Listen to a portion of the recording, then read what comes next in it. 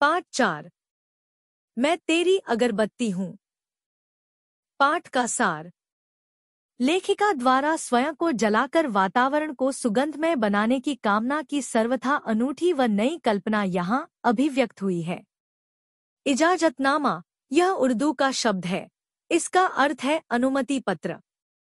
कई बार ऐसा हुआ है कि जो मैंने लिखा वह सहज लिखा गया और फिर लिखे हुए अक्षर मेरा हाथ पकड़कर मुझे उन दिशाओं में ले गए जो मेरी चेतना के लिए पहचानी हुई दिशाएं नहीं थी।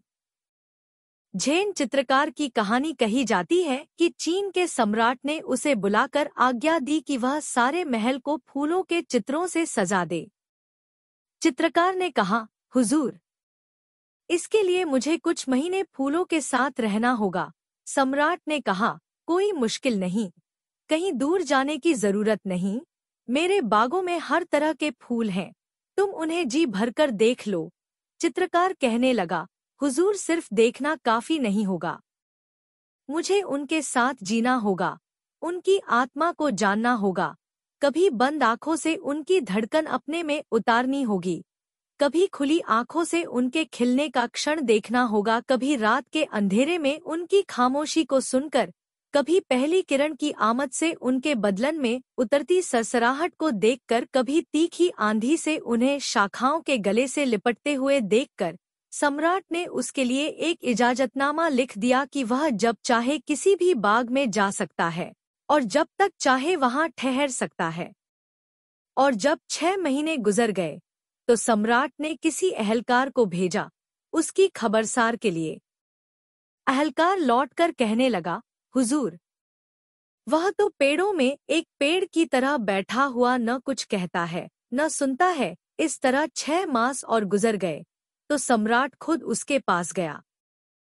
चित्रकार बोला, हुजूर, फूलों से व्यापार नहीं किया जा सकता कि तुम मुझे अपनी आत्मा का दर्शन करने दो, इसलिए कि मैं तुम्हें चित्रित करूंगा, मैं उनके साथ कोई शर्त नहीं बांध सकता। अब सहज दर्शन पा लूंगा तो मैं खुद ही आपकी खिदमत में आ जाऊंगा, कहते हैं। सम्राट फिर खामोशी से इंतजार करने लगा और जब कई महीने गुजर गए तो वह खुद चलकर चित्रकार के पास गया और देखता रह गया। चित्रकार कहने लगा, हुजूर, अब मैं चित्र नहीं बना सकूंगा, वह चित्र बनाने वाला अब मैं नहीं रहा, वह तो फूलों की आत्मा में खो गया है। और यह कहानी कहते हुए ओशो आत्मपूजा उपनिषद में कहते हैं, यह एक रास्ता है एहसासमंद होने का जो अनुभव से मिलता है। कुछ लोग पहले जानते हैं फिर अनुभव में उतरते हैं। उनका अनुभव जानने के माध्यम से आता है, लेकिन एक रास्ता उनका है सृजनात्मक आत्माओं का, जिन्होंने सृजन के माध्यम से जानना होता है। वे ज्ञाता बनते हैं, लेकिन अपने सृजन से।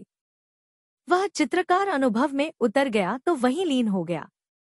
अगर उसका मंतरमन कर्म प्रधान होता तो कर्म बच सकता था। यह एहसासमंद होने के 2 आयाम हैं, इन्हें पहचानना होगा। इसी पहचान में से मैंने अपने आप को देखा है कि मेरे लिए सृजन पहला कर्म है और दूसरा सृजन से अनुभव में उतरना। कई बार ऐसा हुआ है कि जो मैंने लिखा वह सहज लिखा गया और फिर लिखे हुए अक्षर मेरा हाथ पकड़कर मुझे उन दिशाओं में ले गए जो मेरी चेतना के लिए पहचानी हुए दिशाएं नहीं थी। कई बार अक्षर भी कागजों पर बरसों खामोश बैठे रहते हैं और फिर अचानक रात में मेरे से बातें करने लगते हैं और अचानक से मंजर सामने आ जाते हैं जिन्हें मैं देखती रह जाती हूँ। पिछले दिनों कई बरसों के बाद कागजों में खामोश बैठी हुई मेरी कुछ पंक्तियां मेरे आंचल में आकर बैठ गईं।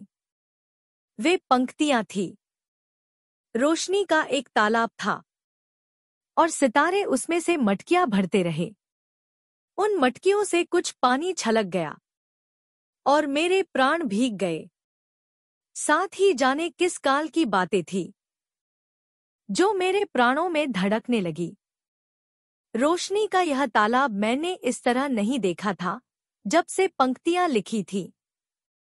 अब बरसों बाद उसका दीदार पाया और सितारे मटकियां भरते हुए देखे और साथ ही जो पानी मटकियों से छलककर मुझ पर बरस गया और उससे जो कंपन मेरे बदन में पैदा हुआ, बदन को लरजते हुए देखा।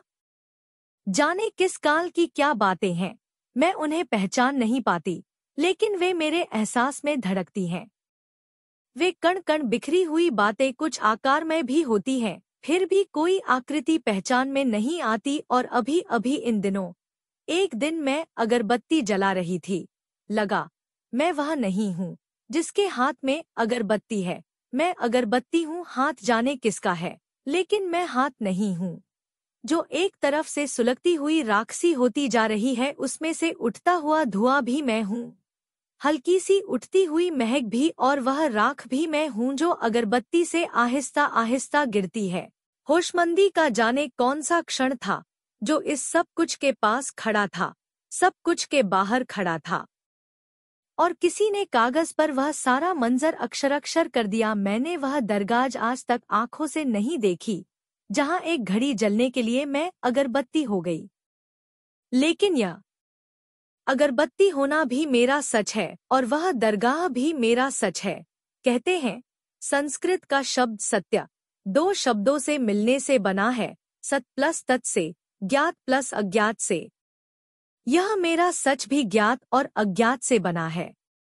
वह नज्म है, साई तू अपनी चिलम से थोड़ी सी आग दे दे, मैं तेरी अगरबत्ती हूँ, और तेरी दरगाह पर मैंने एक घड़ी जलना है।